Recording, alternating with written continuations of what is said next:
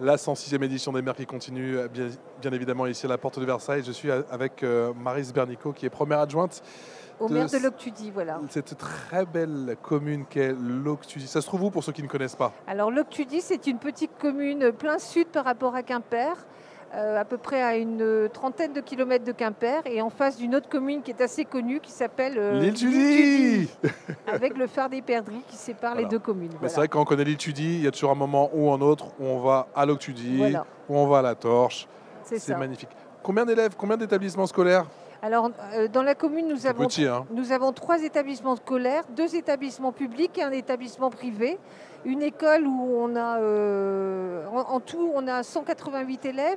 On a une petite école privée du style école de campagne avec 2 classes multiniveaux. Une petite école privée, mais là, ce n'est pas de mon ressort d'élu aux écoles. Et une école publique, donc, où le reste des élèves on a tous les niveaux, depuis la TPS jusqu'au CM2. Maryse, comment vous expliquez votre lien si fort que vous avez avec l'éducation? Alors en fait, parce que initialement, c'était la carrière à laquelle je me destinais quand j'ai fait mes études et j'ai fait une autre carrière. J'ai toujours eu une passion pour l'enseignement.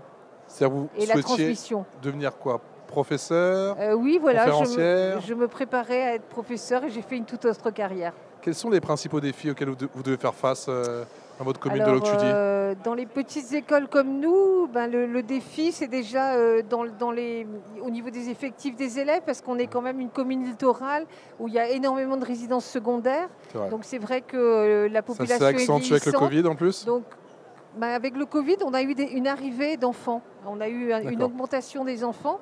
Et maintenant, les CM2, quand les CM2 s'en vont, nous, ils vont dans la commune d'à côté, parce qu'on a que ça se limite au CM2. On n'a pas de collège. Donc après, on est content de voir des toutes petites sections arriver. Et cette année, on a pas mal d'arrivées de toutes petites sections et on va rattraper l'effectif de l'an passé. Là, en novembre-décembre. En janvier, on aura rattrapé l'effectif malgré le départ des CM2. Voilà, c'est ça l'enjeu. L'enjeu, c'est le fait qu'on est loin d'un certain nombre de choses. Donc c'est vrai qu'au niveau on fait beaucoup de choses. Par exemple, on fait moi, je m'occupe aussi de la culture. Donc quand on fait les journées du patrimoine, on fait une journée du patrimoine dédiée aux scolaires. Et Dieu sait que le patrimoine, il est vivant et important chez nous. On travaille vraiment main dans la main avec l'école, avec des tas de projets. Cette année, il y a un projet danse là, qui vient de terminer avec une école. Enfin, on fait beaucoup de projets pédagogiques et la mairie participe aussi, autant que faire se peut, à tout ça. Tout ce qui est enseignement, c'est du ressort des enseignants. Mais on essaie d'apporter beaucoup de choses à côté. La découverte de la mer, enfin plein de choses. Petite sortie en optimiste.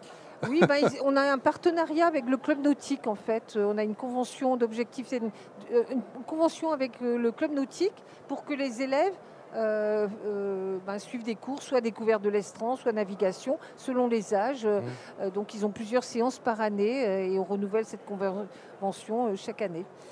Est-ce que la rénovation du bâti, ça reste un casse-tête? Et est-ce qu'on doit forcément repenser aux espaces? Alors, faire en sorte que ce soit peut-être un peu plus modulable. Du bâti, oui, parce que c'est des écoles quand même qui sont assez grandes. Enfin, l'école principale, par exemple, on aura besoin d'une rénovation énergétique. Alors, il y a des tas de travaux qu'on fait en régie, c'est-à-dire que c'est la mairie qui fait pendant les vacances scolaires. On refait au fur et à mesure, on réaménage. Mais dès lors qu'on est face à la rénovation énergétique, il y a une petite école qu'on veut rénover aussi. Si on n'a pas de subvention autre que le budget communal, c'est là que ça devient très compliqué. Oui. C'est là que ça devient très compliqué. C'est compliqué. Oui, on fait ça par tranche. En fait, on avance au fil de l'eau. Mais voilà, l'école, on a eu la chance aussi d'avoir un don qui a pu financer un jeu dans la cour. Enfin, il y a plein de choses qui sont possibles. Mais c'est vrai que sur le budget communal, voilà, la rénovation du bâti, c'est quand même le point sans doute le plus complexe si on n'a pas d'aide autre. Est-ce que les petits de Loctudy vont à l'école en vélo? Est-ce que justement vous mettez un point d'honneur, vous avez fait des pistes cyclables pour que les parents accompagnent leurs enfants en vélo? Chaque année, il y a l'opération. Donc il y a une opération qui s'appelle Mai à vélo, dans lequel il y a un challenge vélo. Et donc les professeurs des écoles se sont aussi inscrits dans ce challenge. Et l'an passé, donc pas cette année, mais 2023, c'est la commune de Loctudy qui l'a emporté sur le territoire du Je ne savais pas. J'ai posé la question, mais je ne savais pas. Voilà. Et donc on essaie d'encourager ça, donc en mettant des abris vélos, et voilà, en leur apprenant la sécurité routière, les choses comme ça.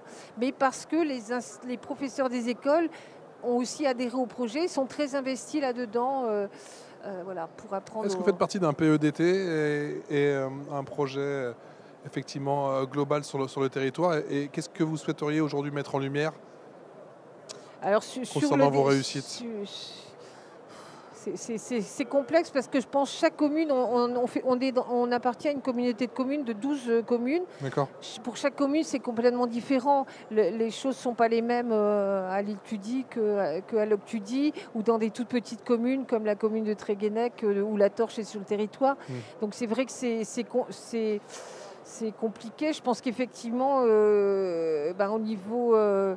au niveau déjà de ce plan vélo, c'est vrai qu'il y a des choses de fait, mais il faudrait faire plus de choses, peut-être échanger plus de choses entre nous sur les écoles, mais chacun est confronté à la rénovation de ses écoles et aux effectifs qui viennent, et le fait que on est quand même dans des zones tendues au niveau de l'habitat, on a été classé zone tendue, donc c'est compliqué pour des jeunes d'accéder au logement dans nos régions.